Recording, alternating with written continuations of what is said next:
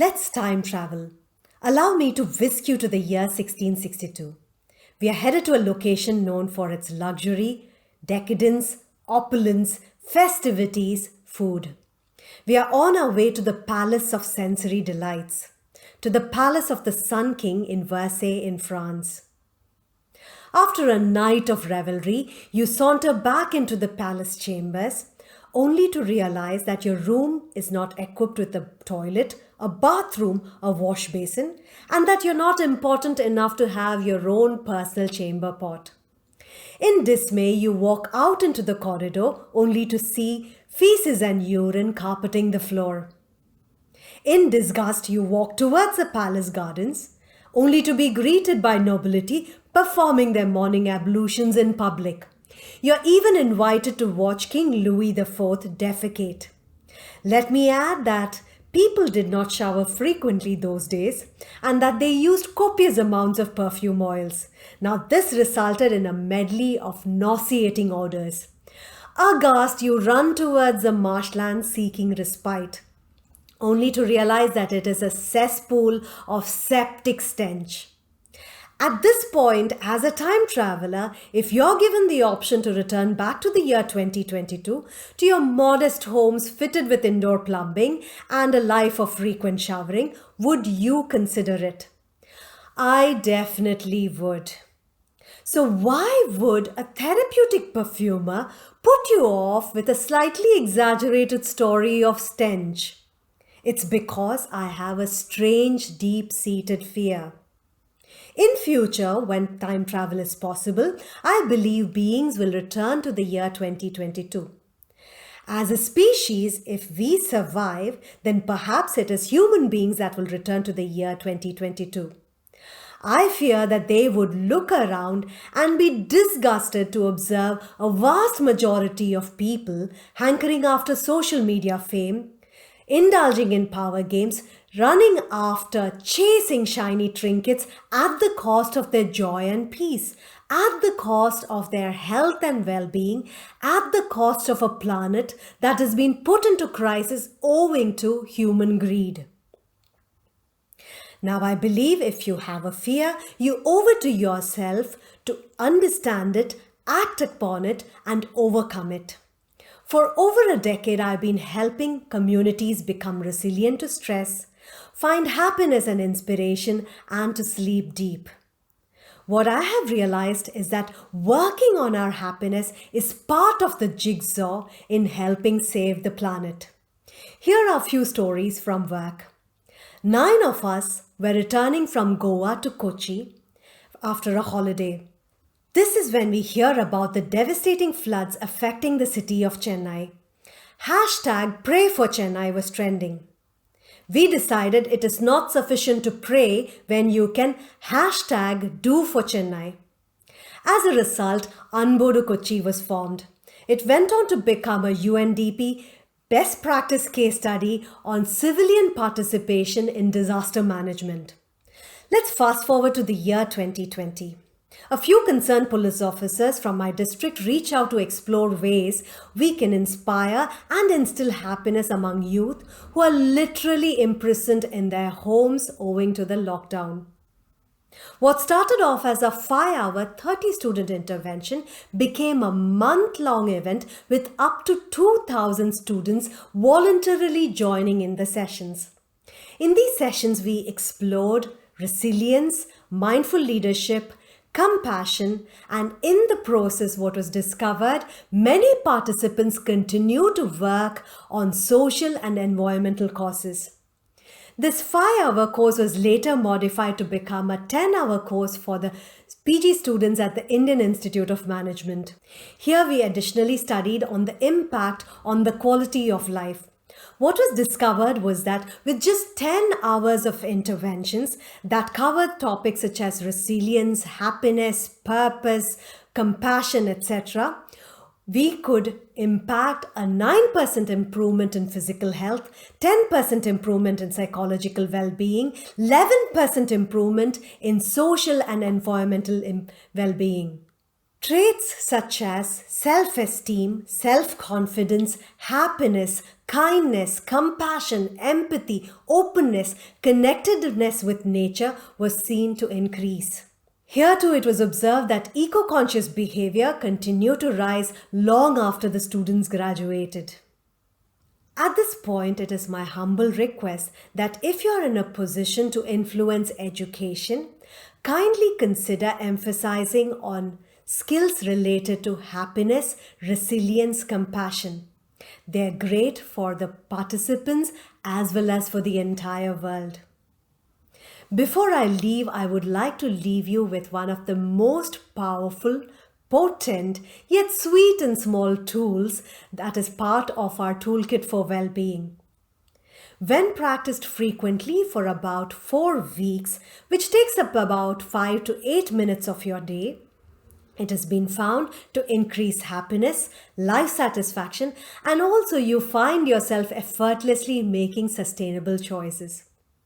So with that, I request you to join in for this tiny, beautiful practice.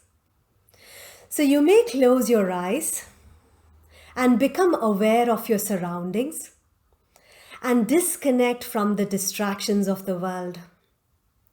Become aware of your body, become aware of your spine. Become aware of your shoulders, of your legs. Now shift your focus to your breath. Observe the breath go in through your nose into your chest, and observe the breath go out through the nose. Continue to focus on your breath.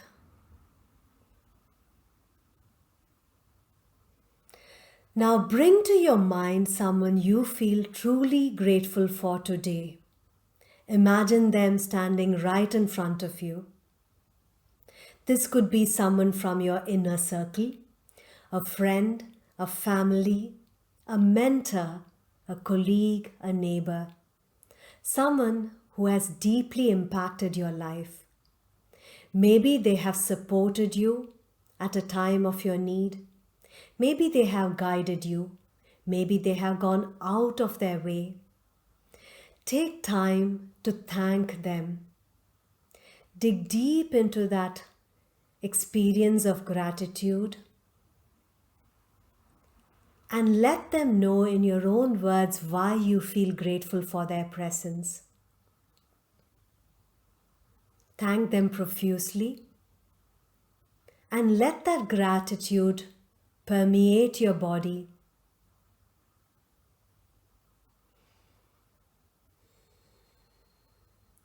Now take time to think of all those people who have helped you in your day. You're familiar with their faces, maybe even their names, but you do not know much about their life stories. This could be a guest lecturer, a shopkeeper, a frontline worker, an Uber driver, someone you feel grateful for today. The smaller the thing you're grateful for, the better it is.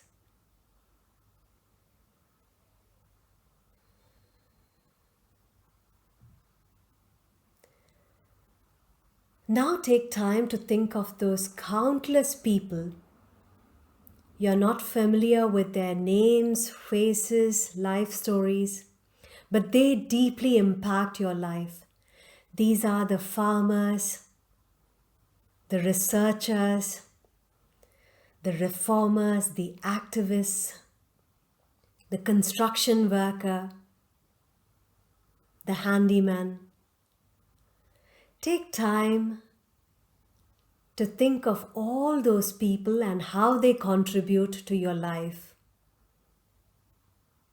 Thank them profusely and allow that feeling of gratitude to overflow. Now take time to think about the plants and the trees. Our life is made possible because of them. We owe it to them. So thank them Now take time to think of the animals, the fishes, the birds, the insects, the bees. We share this planet with them. We are all equal when it comes to the eyes of the Mother Earth.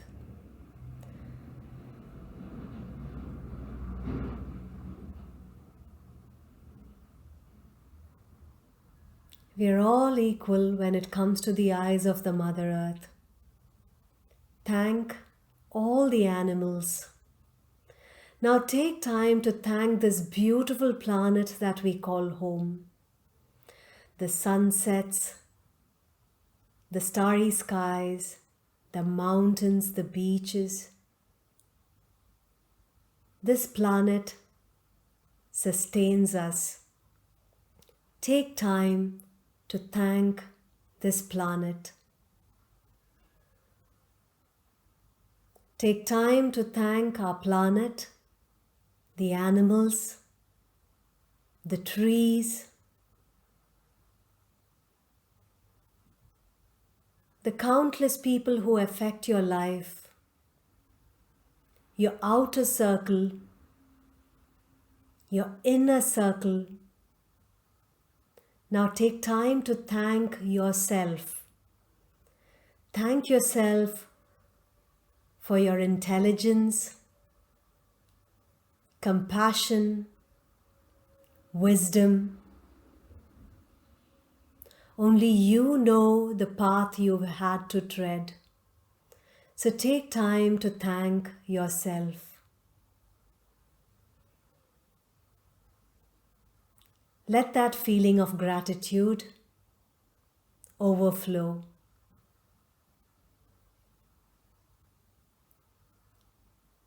Become aware of your breath. Become aware of your surroundings. And gently open your eyes and let's gaze with gratitude. When we become grateful for someone or something, we become a bit more conscious and caring about how our thoughts, words, and action impacts that person or thing.